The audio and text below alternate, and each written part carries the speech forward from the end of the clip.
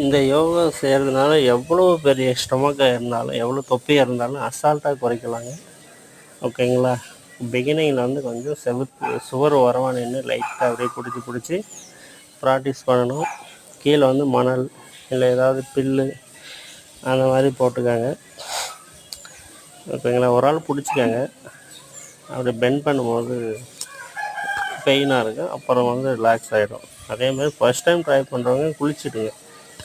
நல்லா பச்சை தண்ணியில் குளிச்சிட்டிங்கன்னா அந்த ஒரு ரிலாக்ஸேஷன் இருக்கும், ஃப்ரீயாக இருக்கும் உடம்பு பாடி. அப்போ வந்து நல்லா ப்ராக்டிஸ் பண்ணுறதுக்கு சூப்பராக இருக்குது. நீங்கள் தூங்கி எழுந்து அப்படியே உட்காந்தீங்கன்னு வச்சுக்க, அப்படியே அங்கங்கே பிடிச்ச மாதிரி ஒரு மாதிரியாக ஃபீலாக இருக்கும். அவ்வளோ சீக்கிரமாக பண்ண முடியாது, வளைய முடியாது, வலிக்கும். குளிச்சிட்டிங்கன்னா ஃப்ரீயாக இருக்கும். ஓகேங்களா? ஸோ எவ்வளோ பெரிய ஸ்டொமக்காக இருந்தாலும் ஒரு தொப்பையாக இருந்தாலும் குறைக்கலாம்.